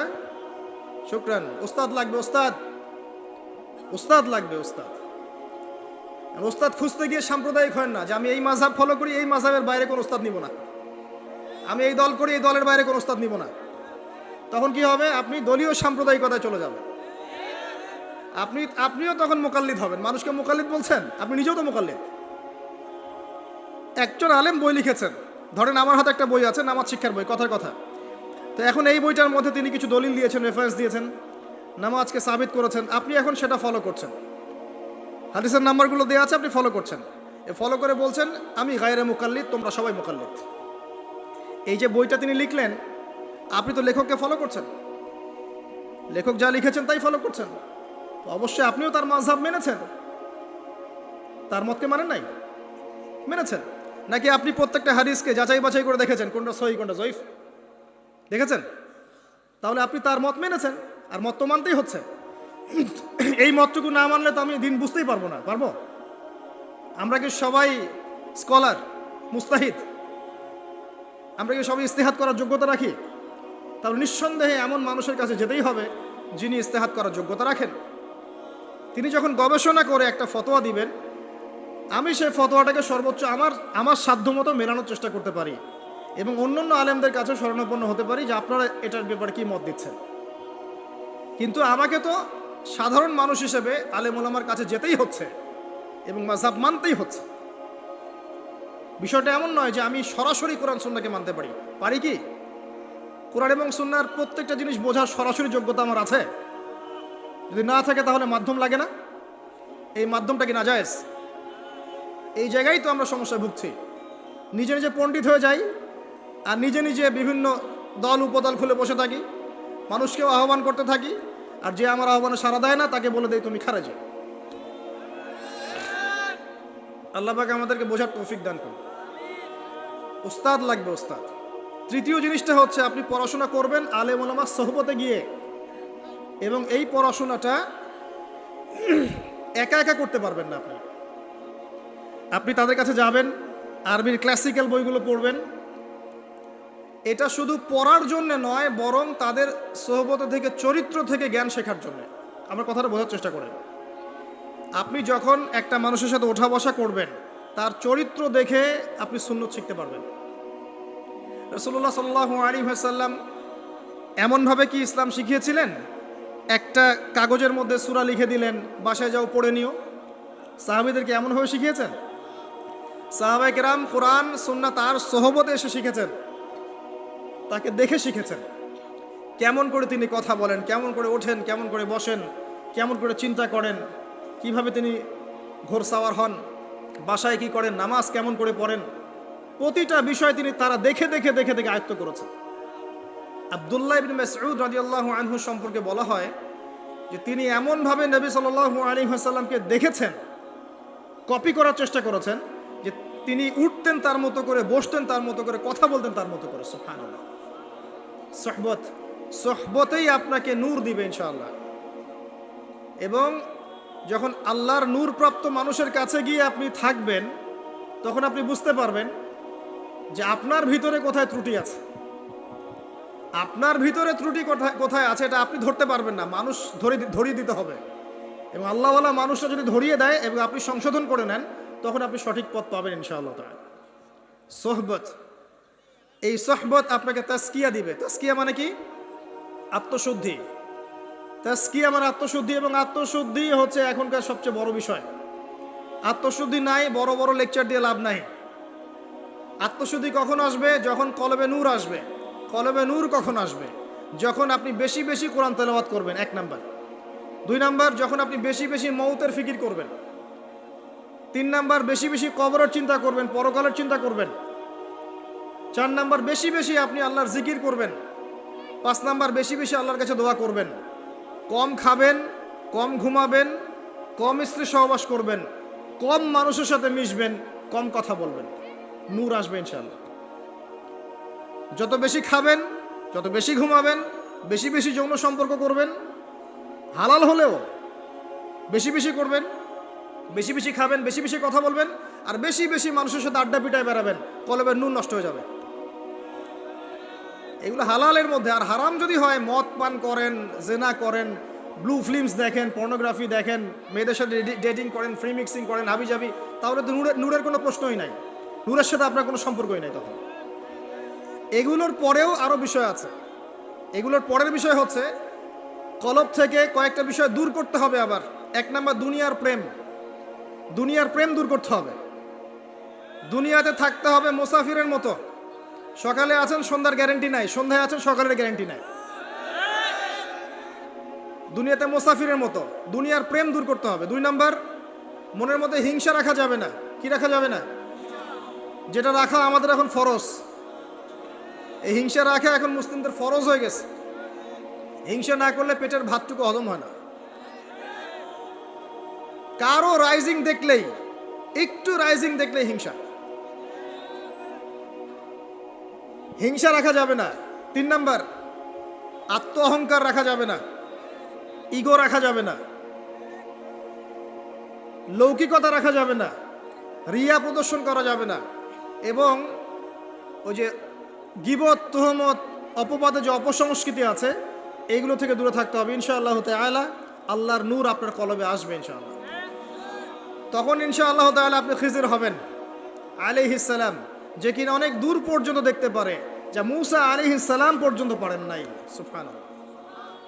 আসেন, এই খিজির আলাইহিস সালামকেই আল্লাহ পাক বলেছেন শেষ জামানার সবচেয়ে জ্ঞানী মানুষ। মানে জামানা না, পুরো ইউনিভার্সের সবচেয়ে জ্ঞানী মানুষ। মূসা আলাইহিস সালাম বলেছিলেন আমার চেয়ে জ্ঞানী কেউ নেই, আল্লাহ পাক বলেছেন খিজির আছে। শেষ জামানার সূরা আল কাহফ, এর মধ্যে তার কথা আছে। এটা আপনাকে ডাইরেকশন দিচ্ছে যে শেষ জামানায় যদি আপনি হকপন্থী হতে চান, আলোর সন্ধান পেতে চান, খিদির আলাইহিস সালামের মতো দূরদর্শিতা সম্পন্ন হতে হবে। আল্লাহ পাক তৌফিক দান করুন। হাদিসের বইগুলো পড়েন, ওস্তাদের কাছে গিয়ে শেখেন। এরপরে সোহবত। সোহবত আপনাকে আত্মশুদ্ধি দিবে। আত্মশুদ্ধির কিছু পথ পদ্ধতি বলে দিলাম। এখানে আমি একটা হাদিস বলবো, এই হাদিসটা খুব ভালো করে শোনেন। আল্লাহ রাব্বুল আলামিন বলেছেন হাদিসে কুদসি, যে আল্লাহ পাক যেগুলো ফরজ করেছেন, ওয়াজিব করেছেন, এগুলো যখন একজন বান্দা নিয়মিত করতে থাকে এবং এর সাথেও নফল কাজ করতে থাকে, আল্লাহ পাক সেই বান্দাকে ভালোবেসে ফেলেন। আল্লাহ পাক যখন কোনো বান্দাকে ভালোবাসেন, তাকে ডেকে নিয়ে আসেন। যখন আল্লাহ পাক কাউকে ভালোবাসেন, তখন জিবরাইল আলাইহিস সালামকে ডেকে নিয়ে আসেন। ডেকে নিয়ে এসে বলেন যে পৃথিবীতে অমুকের পুত্র অমুক, তাকে আমি ভালোবাসি, হে জিবরাইল তুমিও তাকে ভালোবাসো। এরপর জিবরাইল আলাইহিস সালাম তাকে ভালোবাসতে থাকেন এবং অন্যান্য মালায়েকাদেরকে ডেকে জিবরাইল আলাইহিস সালাম বলেন, আল্লাহ অমুককে ভালোবাসেন, আমিও তাকে ভালোবাসি, তোমরা সবাই তাকে ভালোবাসো। এরপর সমস্ত ফেরেশতারা তাকে ভালোবাসতে শুরু করে। এরপর ফেরেশতা মণ্ডলী পৃথিবীতে আসেন, এসে দুনিয়াবাসীকে উদ্দেশ্য করে বলেন যে অমুকের পুত্র অমুককে আল্লাহ ভালোবাসেন, জিবরাইল ভালোবাসে, আমরা ভালোবাসি, তোমরা সবাই তাকে ভালোবাসো। এরপর দুনিয়ার মানুষদের কাছে তার মর্যাদা বাড়িয়ে দেওয়া হয়, তার দিকে মানুষের মনকে ঘুরিয়ে দেওয়া হয়। এবং তার প্রতি মানুষের ভালোবাসা সৃষ্টি করে দেওয়া হয়। আল্লাহ পাকের নূর যখন আপনার ভিতরে আসবে ইনশাআল্লাহ দেখবেন আল্লাহ রাব্বুল আলামিন আপনার হাতে তার দ্বীনের পতাকা দিবেন ইনশাআল্লাহ আযজা ওয়া জাল্লা। তাসকিয়ার প্রয়োজন, তাসকিয়া না আসলে নূর আসবে না। লাভ নাই ভাই, প্রচুর ইবাদত বন্দেগী করে মনের মধ্যে অহংকার রেখে কোনো লাভ নাই। অনেক কিছু করছেন, নিজেকে মনে করছেন আপনি সুপিরিয়র, অন্যরা সব ককরোচ, আপনি জান্নাতের ডিলার, লাভ নাই। ইবলিসের আকীদা এটা ইবলিসের আকীদা। খলাকতানি মিন নার ওয়া খলাকতাহু মিন তিন। এখন যারা ইসলামের বিপক্ষে আছে তাদের মধ্যে থেকে আল্লাহ পাক খালিদ এবং ওমর রাদিয়াল্লাহু আনহুর মতো সাহাবী বের করতে পারেন। আল্লাহ পাকের সুন্নাহ বোঝা খুব দুষ্কর। যাকে আপনি তুচ্ছ করছেন আল্লাহ পাক তাকে হেদায়েত দিয়ে আপনার চেয়ে বড় জায়গায় নিয়ে যেতে পারেন। যাকে আপনি বড় কাফের মনে করছেন আল্লাহ পাক কাল তাকে হেদায়েত দিয়ে ইসলামের খেদমত করাতে পারেন। আবার আল্লাহ পাক আপনাকে, যিনি 5 ওয়াক্ত নামাজ পড়ছেন, রোজা রাখছেন, আপনাকে পথভ্রষ্ট করে দিয়ে জাহান্নামে নিতে পারেন। অতএব আত্ম অহংকারের কোনো সুযোগ নাই। তাসকিয়া দরকার। কদ আফলাহা মান যাক্কাহা ওয়া কদ খাবা মান দাসাহা। কদ আফলাহা মান তাযাক্কা ওয়া যাকারা ইসমা রাব্বিহি ফাসাল্লা বাল তু'থিরুনাল হায়াতাদ দুনিয়া ওয়াল আখিরাতু খায়রু ওয়া আবকা। তাসকিয়ার পরে কি করবেন? চেষ্টা করেন হালাল রিজিক অন্বেষণ করার। আল্লাহর ওয়াস্তে সুদ খায়েন না, আল্লাহর ওয়াস্তে ঘুষে যায় না, আল্লাহর ওয়াস্তে, আল্লাহর দোহাই দিয়ে বলছি দুর্নীতি করেন না, আল্লাহর ওয়াস্তে মানুষের সম্পদ আত্মসাৎ করেন না। আল্লাহকে ভয় করেন, আল্লাহর ওয়াস্তে করেন, আল্লাহর ওয়াস্তে ছেড়ে দেন। হাত জোর করে রিকোয়েস্ট করছি, সুদ খায়েন না। নিজের মায়ের সাথে জেনার মতো অপরাধ, নিজের মায়ের সাথে জেনার মতো অপরাধ। এটা আমার কথা নয়, এটা মুহাম্মদ সাল্লাল্লাহু আলাইহি ওয়াসাল্লামের কথা। যাকে কবরে আপনাকে দেখানো হবে, যিনি আপনার জন্য সুপারিশ করবেন কাল কিয়ামতের মাঠে, যিনি আপনার জন্য হাউজে কাউসারের পানি নিয়ে দাঁড়িয়ে থাকবেন, আপনার উসওয়াতুল হাসানা, সেই মুহাম্মদ সাল্লাল্লাহু আলাইহি ওয়াসাল্লামের কথা। সুদ খেও না। এর সর্বনিম্ন পাপ নিজের মাকে বিয়ে করা, নিজের মায়ের সাথে জেনা করা। কেউ যদি এই সমাজে নিজের মায়ের সাথে জেনা করে থাকে, কালকে সকালে রাস্তায় বের হয়, আপনি চাইবেন তাকে রজম করে মেরে ফেলতে, চাইবেন না? এই কাজ দিব্যি আমরা করছি। সর্বোচ্চ পাপ সুদের, আল্লাহ এবং তার রাসূলের সাথে যুদ্ধ করা। অনেক দিন আয়াতটা বলেছি, আবারও বলছি, শোনেন কি, কারণ কিছু মানুষের কানে ঢুকতেই চায় না কথা। আল্লাহ পাক বলেছেন, ইয়া আইয়ুহাল্লাযীনা আমানু, হে মুমিনগণ, ইত্তাকুল্লাহ, আল্লাহকে ভয় করো। ওয়া যারু মা বাকিয়া মিনার রিবা, সুদের অবশিষ্ট অংশগুলো ছেড়ে দাও। ইন কুনতুম মুমিনিন, যদি প্রকৃতপক্ষে মুমিন হয়ে থাকে। ওয়া ইল্লাম তাফআলু, যদি তোমরা এই কাজ না করো। শুনেন আল্লাহর কথা। আল্লাহ বলছেন যদি তোমরা এই কাজ না করো, ফাযানু বিহারবিম মিনাল্লাহি ওয়া রাসূলিহি, তাহলে আল্লাহ এবং তার রাসূলের সাথে যুদ্ধের ঘোষণা শুনলাম। The path is yours, choose your path. রাস্তা আপনার, আপনি চুজ করেন কোন পথে আপনি যাবেন। কেউ বাধ্য করবে না আপনাকে। লা ইকরাহা ফিদ্দিন, দিনে কোনো বাড়াবাড়ি নাই। তরোয়াল দিয়ে কেউ বলবে না যে সুদ খেও না, তরোয়ালের জোরে কেউ বলবে না যে ইসলাম কবুল করো। ইসলাম এগুলো হারাম, ইসলাম এভাবে ছড়ায় নাই, এগুলোর সাথে ইসলামের কোনো সম্পর্ক নাই। ইসলামের নামে যারা সন্ত্রাসবাদ ছড়িয়েছে এবং জঙ্গিবাদ ছড়িয়েছে, এগুলোর সাথে ইসলামের কোনো সম্পর্ক নাই। ইসলাম বাধ্য করবে না আপনাকে, কিন্তু আপনি রাস্তা, ওয়াহাদাইনাহুন নাজদাইন, দুইটা পথ আমি দেখিয়ে দিয়েছি, আপনি একটা চুজ করেন। ইম্মা শাকিরা ওয়া ইম্মা কাফুরা, ইচ্ছা হলে আপনি কুফরি করেন, ইচ্ছা হলে কৃতজ্ঞ হন। আল্লাহ বলেছেন সুদ খেও না। নিজের মায়ের সাথে জেনা করা, আল্লাহ এবং তার রাসূলের সাথে যুদ্ধ করা, আপনি পথ চুজ করেন। একটা টাকা যদি হারাম থাকে রিজিকে, আপনার ইবাদত কবুল হবে না। সে যেই হোক, দাড়ি টুপি পাগড়ি জুব্বাওয়ালা মানুষও যদি সুদ খায়, জায়েজ হয়ে যাবে না। পৃথিবীর সমস্ত মানুষ যদি ভোটাভুটি করে যে সুদ হালাল, হালাল হয়ে যাবে না। পরিবারের হালাল রিজিকের ব্যবস্থা করেন। অনেক মানুষ দেখা হয়, কথা হয়, মেসেঞ্জারে টেক্সট করে, হোয়াটসঅ্যাপে নক করে, বড় চাকরি করতো, 60,000 70,000 80,000 টাকা বেতন পেত, তখন রিজিকে বরকত ছিল না, ছেড়ে দিয়েছে, চায়ের দোকান দিয়েছে, এখন রিজিকে বরকত আছে। আজকেও একজনের সাথে দেখা হয়েছে, তিনি ইউএস বাংলা এয়ারলাইন্সে কাজ করেন।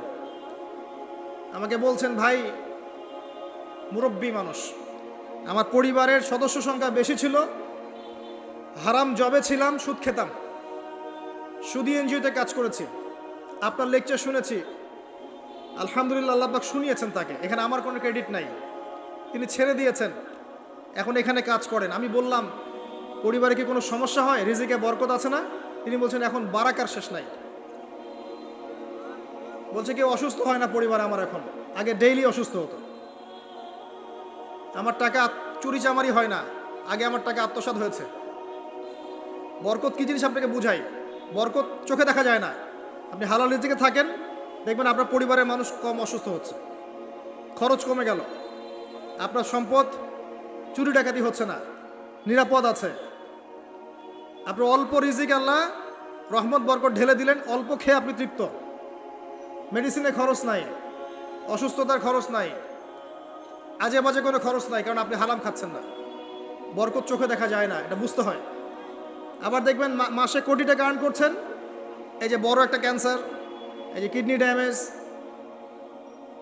এই যে ব্লাড চেঞ্জ করতে হচ্ছে, একটা রোগ শেষ হচ্ছে আরেকটা শুরু হচ্ছে, বাবার অসুখ, মায়ের অসুখ, এই সমস্যা ওই সমস্যা, একটার পর একটা লেগেই আছে। এই প্রজেক্ট নষ্ট হচ্ছে, ওই প্রজেক্ট নষ্ট হচ্ছে, আবার মানুষ ছিনতাই করছে, চুরি ডাকাতি করছে। এটা আল্লাহ পাকের গজব। রহমত বরকত চোখে দেখা যায় না, এটা আপনাকে বিশ্বাস করতে হবে যে আল্লাহর পক্ষ থেকে এগুলো আসে। ইমানের 6 পিলার সব তো গায়েব, আল্লাহ বিশ্বাস গায়েব, মালায়েকা ওয়া কুতুবিহি ওয়া রুসুলিহি ওয়াল ইয়াউমিল আখির ওয়াল কদরি খাইরি ওয়া শাররি, সবই গায়েব। অদৃশ্য বিশ্বাসের নামই তো ইমান। তো বরকত রহমত কি দেখা যাবে? দেখা যাবে না। রূহ বা আত্মাকে দেখেছেন? আপনার শরীরে নাই। এইভাবেই আল্লাহর রহমত বরকতে বিশ্বাস করতে হবে। আল্লাহ পাক ইনশাআল্লাহ তাআলা আপনার হালাল অল্প রিজিকে বারাকা দিবেন ইনশাআল্লাহ। আল্লাহর ওয়াস্তে দুর্নীতি করেন না, আল্লাহর ওয়াস্তে করেন না। আমি বলি একটা হাদিস শোনাই, আমরা তো দায়িত্ব পেলে অনেক খুশি হই। রাসূলুল্লাহ সাল্লাল্লাহু আলাইহি ওয়াসাল্লাম বলেছিলেন, হে আবু যার, তুমি কখনো 2 জন ব্যক্তির দায়িত্ব নিতে যেও না। যদি 2 জন ব্যক্তির দায়িত্ব নাও, যেন তোমাকে ছুরিবিহীন জবাই করে ফেলা হয়েছে, কারণ প্রত্যেককে তার দায়িত্ব সম্পর্কে জিজ্ঞাসা করা হবে। আমরা তো খুশি হই। রাসূল সাল্লাল্লাহু আলাইহি ওয়াসাল্লাম বলেছেন, তোমরা কি জানো সবচেয়ে বড় মিসকিন কে? সবচেয়ে বড় মিসকিন কে? দরিদ্রকে? সাহাবীরা বলছেন, আমরা তো মনে করি যার কাছে অর্থ সম্পদ কম সেই বড় মিসকিন। আল্লাহর রাসূল বলছেন, ভুল। শোনো, সবচেয়ে বড় মিসকিন সেই ব্যক্তি যে ব্যক্তি পরকালে অনেক নেকি নিয়ে উঠবে, নামাজ, রোজা, হজ, যাকাত, উমরা, হজের নেকি, বিশাল বিশাল নেকি। এরপরে সে দেখবে সামনে মানুষ দাঁড়িয়ে আছে, কারো গীবত করেছে, কাউকে তহমত দিয়েছে, কাউকে অপবাদ দিয়েছে, কারো টাকা চুরি করেছে, কাউকে অন্যায়ভাবে জুলুম করেছে, কাউকে পিটিয়েছে, কারো সম্পদ লুট করেছে ইত্যাদি। তখন আল্লাহ পাক বলবেন, শোধ করে দাও। কিভাবে শোধ করা হবে? ফেরেশতারা জিজ্ঞাসা করবেন, আল্লাহর পক্ষ থেকে হুকুম আসবে, এই ব্যক্তির নেকিগুলোকে ওদের আমল নামে কনভার্ট করো। বলছি শেয়ার ইট পাস করে দাও। ওটা আরো বড় টেকনোলজি হবে ইনশাআল্লাহ তাআলা। বলার সাথে সাথেই আপনার নেকি আমার নেকি দেখা যাবে চলে গেছে, নাউযুবিল্লাহ। এবার সব নেকি শেষ। এবার কি হবে? অর্ডার আসবে, তাদের গুনাহগুলোকে এই ব্যক্তির আমল নামে চাপিয়ে দেওয়া হবে। এরপর আল্লাহ পাক বলবেন, ইকরা কিতাবাক, পড়ো তোমার কিতাব, ওয়া কাফা বিনাফসিকা আল-ইয়াওমা আলাইকা হাসিবা, আজকে তুমি তোমার হিসাব নেওয়ার জন্য যথেষ্ট। এই কিতাব আর ডান হাতে আসবে না, ঘুরে আসবে। ওয়া আম্মা মান উতিয়া কিতাবাহু বিশিমালিহি ফাসাউফা ইয়াদউ সুবুরা, তখন সে মউতকে ডাকতে থাকবে, হায় আজকে আমার একটা মৃত্যু দিয়ে কাজ হবে না, 1000টা মউত আমার দরকার। সুবহানাল্লাহ, ইন্না লিল্লাহি ওয়া ইন্না ইলাইহি রাজিউন। এই হচ্ছে তাদের পরিণতি যারা অন্যের সম্পদ আত্মসাৎ করে খাবে। আল্লাহ পাক আমাদেরকে বোঝার তৌফিক দান করুন, এবং মানুষের সাথে জড়িত হক যাদের থাকবে, আল্লাহ পাক যেন আমাদেরকে মানুষের সাথে জড়িত কোনো হক না রাখেন, পবিত্র অবস্থায় দুনিয়া থেকে নেন, আল্লাহুম্মা আমিন। কারণ দুনিয়াতে যার হক তাকে দিয়ে দেন। ভাই, আমি একটা কথা বলেছি, কথাটা ভাইরাল হয়েছে অনেক। মানুষের অবস্থানকেই ভালোবাসে, মানুষ কখনোই মানুষের অন্তঃসত্ত্বাকে ভালোবাসে না। অবস্থান আপনার ভালো, আপনার পিছনে মানুষের অভাব থাকবে না। আজকে আপনার ক্ষমতা আছে, পাওয়ার আছে, খ্যাতি আছে, ইত্যাদি আছে, মানুষ দেখবেন পিছনে ঘুরঘুর করছে, এবং এরা কিন্তু সবাই সবার স্বার্থেই ঘুরঘুর করছে। এর বাইরে আল্লাহ পাক কিছু মানুষের মনে আল্লাহর পক্ষ থেকে মহব্বত দেন, এটা আলাদা বিষয়। এটা শুধু ধার্মিকদের ক্ষেত্রেই সম্ভব। ওই 2 ব্যক্তি যারা আরশের ছায়া পাবে, যারা একে অপরকে আল্লাহর ওয়াস্তে মহব্বত করেছে, তাই না? অতএব আল্লাহর পক্ষ থেকে একটা মহব্বত থাকে, এটার কোনো স্বার্থ থাকে না, নিঃস্বার্থ ভালোবাসা। এটা টোটালি নিঃস্বার্থ ভালোবাসা, কোনো স্বার্থ নাই। কিন্তু দুনিয়ার ভালোবাসা স্বার্থিক, স্বার্থপর। অবস্থানকে আপনাকে মূল্যায়ন করা হবে। আপন শুধু আল্লাহ পাক আপনার। আল্লাহর জন্যে যার যার হক তাকে তাকে দিয়ে দেন, নিজের হক আল্লাহর কাছে চেয়ে নেন, আপনি সুখে থাকবেন ইনশাআল্লাহ। এর চেয়ে কোনো ফিলোসফি নাই দুনিয়াতে সুখে থাকা। আপনি মানুষকে সন্তুষ্ট করতে পারবেন না, পরিবার, বাবা মা, ছেলে মেয়ে, বউ বাচ্চা, কাউকে সন্তুষ্ট করতে পারবেন না। 100% আপনি কাউকে সন্তুষ্ট করতে পারবেন না। সারা জীবন করে যাবেন, আপনার বিরুদ্ধে অভিযোগ থেকেই যাবে। শুধু আল্লাহ রাব্বুল আলামিন অপেক্ষা করে বসে আছেন। এই বসে আছেন কথাটাকে আবার ভাইরাল করে বিতর্কিত করেন না। এই বসে আছেন বুঝিয়েছে আল্লাহ পাক অপেক্ষা করছেন। মুশকিল মিডিয়ার সামনে কথা বলা, বলবো একটা তালগোল পাকিয়ে বানাবে আর একটা। এই কারণে আমি মিডিয়া এখন পছন্দ করি না। প্রয়োজনে আমি মাঠে ময়দানে এই জুমার খুতবা দিব, আমার কোনো দরকার নাই মিডিয়া, কোনো প্রয়োজন নেই আমার। কিছু অফিসিয়াল রাখা হয়েছে এই কারণে যাতে এই কথাগুলো এর মধ্যে ভালোটুকু মানুষের কাছে পৌঁছে যায়, খারাপটুকু আমরা মুছে ফেলে দিব। ভালো, আমার খারাপের দরকার নাই।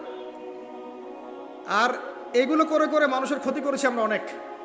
দিন দিন দিন দিন আলেম ওলামাদের সংখ্যা এই বাংলার মাটি থেকে কমে গেছে। যে কথাটা বলছিলাম, হক দিয়ে দেন, আপনি আপনার হক আল্লাহর কাছে চেয়ে নেন। মানুষকে আপনি সুখী করতে পারবেন না। আল্লাহ পাক অপেক্ষা করছেন আপনার জন্য। আপনি কখন তওবা করে তার দিকে ফিরে আসবেন, দেন আল্লাহ পাক আপনাকে মাফ করে দিবেন ইনশাআল্লাহ। আল্লাহ পাক বলেছেন শুনেন, ইল্লা মান তাবা, যে অনেক গুনাহ করেছে, শিরিক করেছে, জেনা করেছে, মদ খেয়েছে, বেদাত করেছে, হারাম খেয়েছে, আল্লাহ পাকের অবাধ্য হয়েছে, নামাজ পড়ে নাই, যাকাত দেয় না, ইত্যাদি ইত্যাদি অনেক অন্যায় করেছে। একদিন তওবা করে ফিরে এসেছে। আল্লাহ পাক বলছেন ইল্লা মান তাবা, যে ব্যক্তি তওবা করে ফিরে আসলো, ওয়া আমানা, এবং ঈমান নিয়ে আসলো, ওয়া আমিলা আমালান সালিহান, এবং এখন থেকে শতামল করা শুরু করলো। হোক সে নারী বা পুরুষ, যে কেউ, যে কোনো বয়সের, যে কোনো বর্ণের, যে কোনো ভাষার, যে কোনো দেশের, এগুলো কিচ্ছু যায় আসে না আল্লাহ পাকের। ইন্নাল্লাহা লা ইয়ানজুরু ইলা আজসামিকুম ওয়ালা ইলা সুওয়ারিকুম ওয়ালাকিন ইয়ানজুরু ইলা কুলুবিকুম ওয়া আমালিকুম। আল্লাহ পাক শুধু কলব দেখেন, আমল দেখেন, রক্ত মাংস বর্ণ এগুলো দেখেন না। আল্লাহ পাক ফিরে এসেছে, আমল, ঈমান এনেছে, আমল সালেহ করেছে। আল্লাহ পাক বলছে উলাইকা, এরাই তারা, ইউবাদদিলুল্লাহু সাইয়্যাতিহিম হাসানাত, এরাই সেই ব্যক্তি যাদের সমস্ত গুনাহকে আমি আল্লাহ নেকি দিয়ে পরিবর্তন করে দেব ইনশাআল্লাহ। আল্লাহ অপেক্ষা করছেন আপনার জন্য। আপনার কাছে আসার গল্পটা হোক আল্লাহর কাছে আসার গল্প। এই জেনার কাছে আসার গল্প দিয়ে কোনো লাভ নাই। আল্লাহ পাক যেটা বলেছেন, লা তাকরাবুজ জিনা, জিনার কাছেও যেও না। আপনি দেখবেন এখন বলা হচ্ছে জেনাটাই হচ্ছে কাছে আসার গল্প। আমি বলি শোনেন, নিমের ডাল দিয়ে দাঁত মাজেন। নিম গাছের ডাল আছে না, নিমের ডাল দিয়ে দাঁত মাজেন, এই পেস্ট ছেড়ে দেন, বয়কট করে ফেলেন, দেখবেন কয়দিন পর ক্ষমা চাবে যে ভুল হয়ে গেছে, আমরা এগুলার অ্যাড বানাবো না। আমরা যে নরম সরম মানুষ, কোনো ইনিশিয়েটিভ নিতে পারি না, এই জন্য চড়া হয়ে বসে থাকি। প্রতিটা সেক্টরেই দুর্নীতি চলছে। এই যে কাছে আসার গল্পের নাম দিয়ে মানুষকে জেনা করাচ্ছে। যুবক যুবতী স্কুল লাইফ থেকে, মাহারাম, গায়রে মাহারাম, এই গায়রে মাহারামের সাথে স্কুল লাইফ থেকে শুরু হয়। স্কুল লাইফে পড়ছে ক্লাস 8, 9, 10। ক্লাস 8, 9, 10-এর মেয়েরা, ছেলেরা এখন অ্যাডাল্ট। এরা এরা এমন কিছু করে যে আপনার কল্পনাও নাই। এই বয়সেও তো সব পাপ করা শেষ। এগুলো সাক্ষী আপনারাই, আমার উপর আমাকে ভালো মন্দ বলেন না, এগুলো সাক্ষী আপনারা নিজেরাই। নিজেদের ঘরগুলো দেখেন। আর সবচেয়ে বড় কথা হচ্ছে, ঘরের মানুষ কিন্তু কথা শোনে না। দেখবেন আপনি সারা দুনিয়ায় দিন কায়েম করে ফেলছেন, দিনটা, আর আপনার ঘরটা হচ্ছে নূহ আলাইহিস সালামের মতো। দেখবেন বউ কথা শোনে না, স্বামী, ছেলে কথা শোনে না। এটাই বাস্তবতা। কিন্তু নূহ আলাইহিস সালামের ঘটনা মনে নাই? 950 বছর দাওয়াত দিয়েছেন, শেষে গিয়ে বলেছেন রব্বি আন্নী মাগলুবুন ফান্তাসির, আল্লাহ আমি পরাজিত হয়ে গেছি, আমাকে সাহায্য করো, আমি পারছি না। আল্লাহ পাক আযাব নাজিল করে দিলেন, তিনি পার হয়ে গেলেন না। ছেলে পার হয় না, ছেলে বলে আমি পাহাড়ে উঠে যাব, পাহাড় আমাকে সেভ করবে। নূহ আলাইহিস সালাম বলছেন আজকে কেউ সেভ করতে পারবে না আল্লাহর আযাব থেকে। একটু পরে একটা ঢেউ এসে বাপ বেটার মাঝখানে পার্থক্য করে দিল, ছেলে ডুবে মরে গেল। তার স্ত্রী পর্যন্ত ঈমান নিয়ে আসলো না। আল্লাহর কাছে হাত তুলে দোয়া করছেন, আল্লাহ আমার ছেলে, আমার আহাল, আমার পরিবার। আল্লাহ ধমক দিয়ে বলছেন যে লাইসা মিন আহলিক, সে তোমার পরিবারের কেউ না। দেখবেন আপনি মাশাআল্লাহ দিনদার, আপনার ভিতরে ইসলাম স্ট্যাবলিশ করা ডিফিকাল্ট। মানুষ এখন খুব ব্যক্তি সচেতন, নিজের মনে যা চাবে সেটাই করবে, আর আনুগত্যকে তারা দাসত্ব মনে করে। কথা বুঝেন? আনুগত্য করাকে দাসত্ব মনে করে। আমি দাসত্ব করব কেন? আল্লাহ এবং তার রাসূল এবং স্বামী পরিবার কর্তাদের আনুগত্যটাকে তারা দাসত্ব মনে করে। অতএব সুখে থাকার মূল মন্ত্র এটাই আপনার, যার যার হক তাকে তাকে দিয়ে দেন, নিজের হক আল্লাহর কাছে চেয়ে নেন, আপনি সুখে থাকবেন ইনশাআল্লাহ। আল্লাহর জন্য বাঁচেন, আল্লাহর জন্য খান, আল্লাহর জন্য পড়েন, আল্লাহর জন্য দিন কায়েম করেন, আল্লাহর জন্য আপনি ইবাদত করেন, আল্লাহর জন্য মারা যান, ইনশাআল্লাহ আল্লাহ আপনাকে জান্নাত দিবে। আর আল্লাহর কাছে আমরা সবাই একা একা ফিরে যাবো, ইন্না লিল্লাহি ওয়া ইন্না ইলাইহি রাজিউন। একা একা একজন একজন করে হিসাব নেবেন আল্লাহ পাক। তখন আমার সাথে কেউ থাকবে? আপনার সাথে কেউ থাকবে? ইন্তেকালের পরে 40টা দিন অপেক্ষা করেন না, মানুষ মনে রাখে? রাখবে না, কাউকে রাখবে না। এটাই দুনিয়ার বাস্তবতা। দুনিয়া বড় নিষ্ঠুর, আর এগুলোর বাস্তবতা আপনারা যত দিন যাবে তত দেখবেন, উপলব্ধি করবেন। একদম কাঠামো ভেঙে যাবে, ফ্রি মিক্সিং দিয়ে, হারাম রিজিক দিয়ে, আপনার এই যে অপসংস্কৃতি দিয়ে পরিবারের কাঠামোই ভেঙে যাবে, সমাজের কাঠামো ভেঙে যাবে। মানুষ দেখবেন আত্মহত্যা করে মারা যাবে বেশি বেশি। বাবার খোঁজ নিবে না সন্তান। কিয়ামতের আলামত আছে, আনতালি দালামাতু রাব্বাতুহা, দাসী মনিবকে জন্ম দিবে, মা বাবার সাথে দাস দাসীর মতো আচরণ করা হবে। টাকার জন্য, সম্পদের জন্য মানুষ ভাইকে হত্যা করবে, বোনকে হত্যা করবে, ছেলে ছেলে বাবাকে হত্যা করবে, মাকে হত্যা করবে। এগুলো সব কিয়ামতের আলামতের হাদিস। এগুলো আপনি বাস্তবতা মিলিয়ে দেখেন, 100% মিলে যাবে। এগুলো চলছে এখন। এই জায়গায় আমি বলবো আত্মকেন্দ্রিক হন। একটা আয়াত শোনাচ্ছি আপনাকে, আমার খুব পছন্দের একটা আয়াত, এবং আল্লামা তাকি উসমানীর নাম শুনেছেন? আমার জানা মতে বিশ্ব বরেণ্য আলেমদের একজন। তিনি একটা গোটা বই লিখেছেন, পুরা বইটাই একটা আয়াতের উপরে। বইটা পড়েন, আপনার কাছে মনে হবে বইটার প্রতিটা কথা আপনার জন্য লেখা হয়েছে। তাসকিয়া, আত্মশুদ্ধি, আত্মশুদ্ধি ও তাসাউফ। ওই বইয়ের প্রথমে টাইটেল, একটা হেডলাইন আয়াত আছে, ইয়া আইয়ুহাল্লাযীনা আমানু, হে মুমিনগণ, আলাইকুম আনফুসাকুম, নিজের নফসের খবর নাও, নিজের নফসের খবর নাও, নিজে ঠিক হও। মান লা ইয়াদুররুকুম মান দাল্লা ইন ইহতাদাইতুম, যারা পথভ্রষ্ট হয়ে যাচ্ছে বা গেছে, এদের পথভ্রষ্টতা তোমাদের কোনো ক্ষতি করবে না যদি তোমরা হেদায়েতের উপর থাকো। এর চেয়ে বড় কোনো মেডিসিন নাই। এই আয়াতের মধ্যে সব কিছু আছে, আমাদের সমস্যা এবং আমাদের সলিউশন। আমাদের সমস্যা হচ্ছে আমরা পরের দিকে বেশি চোখ তুলি, আঙ্গুল তাকাই, তোমার এটা ঠিক নাই, তোমার এটা ঠিক নাই, তোমার আকীদা ঠিক নাই, তোমার আমল ঠিক নাই, তোমার তাসকিয়া ঠিক নাই, তোমার রিজিক ঠিক নাই, ইত্যাদি ইত্যাদি। নিজের দিকে এতবার আঙ্গুল আমরা তুলি না। আমার আকীদা ঠিক আছে কিনা, আমার মানহাজ ঠিক আছে কিনা, আমার আমল বেদাত মুক্ত কিনা, আমার রিজিক ঠিক আছে কিনা, আমার পরিবার ঠিক আছে কিনা, আমার নফসে আত্মশুদ্ধি আছে কিনা, আমার ভিতরে হিংসা আছে কিনা, গীবত আছে কিনা, তোহমত দেই কিনা, অহংকার আছে কিনা, এগুলো আমাকে চিন্তা করতে হবে। আলাইকুম আনফুসাকুম, নিজের নফসের খবর নাও। এই নফস নিয়ে আল্লাহর কাছে যেতে হবে। এই একটা আয়াত যদি বুঝে আসে, আপনার প্রবলেম সলভ। এখানে সমস্যা হচ্ছে আমরা আগে মানুষের সংশোধন চাই, কিন্তু আল্লাহ বলছেন আগে নিজেকে সংশোধন করো, নিজে আগে সংশোধিত হও। একটা বাতি থেকে 1000টা বাতি জ্বলবে ইনশাআল্লাহ। আর নিজেকে সংশোধন করতে না পারলে আমি বাতি জ্বালাতে পারবো না। তো ইভেন এখানে বসে আমি যে কথাগুলো বলছি বা বলবো বা বলা হয়, যারা বলে, তারা নিজেরা যদি সেগুলোর উপর আমল না করে, এই কথার কোনো তাসির হবে না আপনার উপরে। আপনি শুনবেন, এক কান দিয়ে ঢুকবে, আর এক কান দিয়ে বেরো যাবে, বাসায় গিয়ে ঘুমিয়ে যাবেন। এটা বাস্তবতা। রাসূলুল্লাহ, শোনেন, রাসূলুল্লাহ সাল্লাল্লাহু আলাইহি ওয়াসাল্লামের দাওয়াতে এত হিউজ মানুষ ইসলাম কবুল করলো কেন বলেন তো? মূল কারণ কি জানেন? ইসলামের প্রতিটা বিষয়ের উপরে নবী সাল্লাল্লাহু আলাইহি ওয়াসাল্লাম নিজে আগে আমল করে দেখিয়েছে। এই জন্য তার কথার মধ্যে নূর এবং তাসির এবং বারাকা এত বেশি ছিল যে মানুষের কলিজার মধ্যে কথাগুলো আঘাত করেছে, মানুষ পরিবর্তন হয়েছে। আর আমাদের টোটাল উল্টা। এইখানে বসবো, এই ধরনের জায়গায় যারা বসি তাদের এক শ্রেণীর কথা বলছি, সবাই না। এখানে অনেক মানুষ আছেন যারা আল্লাহওয়ালা এবং যারা বেশি ভাইরাল না, যারা এত সেলিব্রিটি না।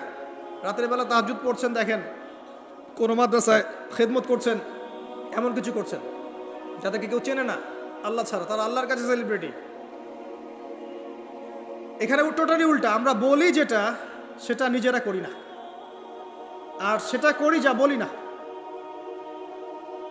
আমি আপনাদেরকে বলি, আমি যা জানি তা 30-40% আমি আপনাদেরকে বলতে পারি না, ভয়ে বলি না। আর আমি যা বলি তার 100%-এর মনে হয় 50-60-70% আমি করতে পারি না। নিজেদেরকে নিয়ে শঙ্কিত আমরা যে কি হবে। তো এই আয়াতের উপর আমল ছাড়া আমাদের কোনো গতি নাই। ইয়া আইয়ুহাল্লাযীনা আমানু, হে মুমিনগণ, আলাইকুম আনফুসাকুম, নিজের নফসের খবর নাও। লা ইয়াদুররুকুম মান দাল্লা ইন ইহতাদাতুম, তোমরা যদি হেদায়েত প্রাপ্ত হয়ে থাকো ওদের পথভ্রষ্টতা তোমাকে ক্ষতি করবে না। ইসলামের শত্রুদের কথা বাদ দেন, আগে নিজেকে ঠিক করেন, নিজেদেরকে ঠিক করেন, নিজেরা নামাজি হন আল্লাহর ওয়াস্তে, আল্লাহর ওয়াস্তে হালাল খান, পরিবার ঠিক করেন, জ্ঞান অর্জন করেন, আল্লাহর ওয়াস্তে দিনের কোনো খেদমতের চেষ্টা করেন, আপনার জানমাল সময় শ্রম দিয়ে আল্লাহর ওয়াস্তে কিছু করেন, দেশকে কিছু দেন, রাষ্ট্রকে কিছু ভালো কিছু দেন, উম্মাকে কিছু ভালো কিছু দেন, আপনার প্রতিভা দিয়ে মানুষের কল্যাণ করেন, মানবতার কোনো খেদমত করেন, কিছু একটা করেন। গবাদি পশুর মতো জীবনটাকে নষ্ট করবেন না। খাওয়া, ঘুমানো, পেশাব পায়খানা করা, স্ত্রী সহবাস করা, বাচ্চা পয়দা করা, ডেড, এই হলো আমাদের জীবনের প্যাটার্ন। এখন কিছু করেন। সবাই তাকিয়ে আছে আপনাদের দিকে, আমাদের দিকে না, সবাই তাকিয়ে আছে আপনাদের দিকে। আল্লাহ পাক আপনাদেরকে বোঝার তৌফিক দান করুন। আর কয়েকটা কথা বলে শেষ করছি, অনেক রাত হয়ে গেছে, যত লম্বা হবে ফজরের নামাজ কাজা হয়ে যাবে। সেটা হলো আত্মশুদ্ধির পরে হালাল রিজিকের কথা বলেছি। আল্লাহর ওয়াস্তে সুদ খায়েন না, ঘুষ দুর্নীতিতে যায়েন না। এরপরে আমি যেটা বলবো যে প্রকৃত মিসকিনদের কাতারে আমরা যেন না দাঁড়াই, মানুষের সাথে জড়িত কোনো হক রাখেন না।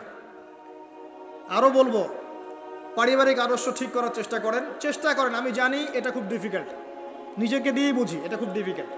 যে নূহ আলাইহিস সালামের কথা বললাম, কওমে লুত আলাইহিস সালামের কথা শুনেন, তার স্ত্রী ঈমান নিয়ে আসে নাই, নবী সাল্লাল্লাহু আলাইহি ওয়াসাল্লামের চাচারা ঈমান নিয়ে আসে নাই। এটাই সিস্টেম, এটাই নিয়ম। যখন দেখবেন দাওয়াত দিতে দিতে বোঝাতে আপনি ব্যর্থ, তখন আপনি আসহাবুল কাহফের মতো একা হয়ে যান। তাও ভালো, আসহাবুল কাহফের মতো একা হয়ে যান। একা একা দিনের পথে চলেন, আল্লাহর কাজ আপনি একাই করেন। ইব্রাহিম একাই একটা উম্মাহ, তার সাথে কেউ ছিল না, সে একাই একটা উম্মাহ ছিল। আল্লাহ পাক তাকে একটা উম্মাহ বলেছেন। আর এরপর যে কথাটা বলবো, শেষ কথা, সেটা হলো আল্লাহ পাক আমাদের সবাইকেই কিছু না কিছু প্রতিভা দিয়েছেন। জান, মাল, সময়, শ্রম, কারো অর্থ, কারো মেধা, কারো লিখার ক্ষমতা, কারো বলার ক্ষমতা, কারো সংগঠিত করার ক্ষমতা ইত্যাদি। আল্লাহ পাক যাকে যে ক্ষমতা দিয়েছেন, আপনার প্রতিভাটাকে আপনি আল্লাহর পথে কাজে লাগান। ছোট্ট কিছু করেন না, এতিমদের একটা প্রজেক্ট করেন, একটা মসজিদ করেন, একটা মাদ্রাসা করেন, একটা মক্তব করেন, একটা স্কুল প্রতিষ্ঠা করেন, একটা কলেজ প্রতিষ্ঠা করেন, একটা অর্থনৈতিক কোনো সিস্টেম কিছু লঞ্চ করেন, একটা ইসলামিক এনজিও করেন, কিছু একটা করেন যা দিয়ে আপনার দিনের কোনো উপকার হয়, ইসলাম এগিয়ে যায়। ইনশাল্লাহ এভাবেই আস্তে আস্তে সবার ক্ষুদ্র ক্ষুদ্র প্রচেষ্টা ইসলাম এগিয়ে যাবে ইনশাআল্লাহ।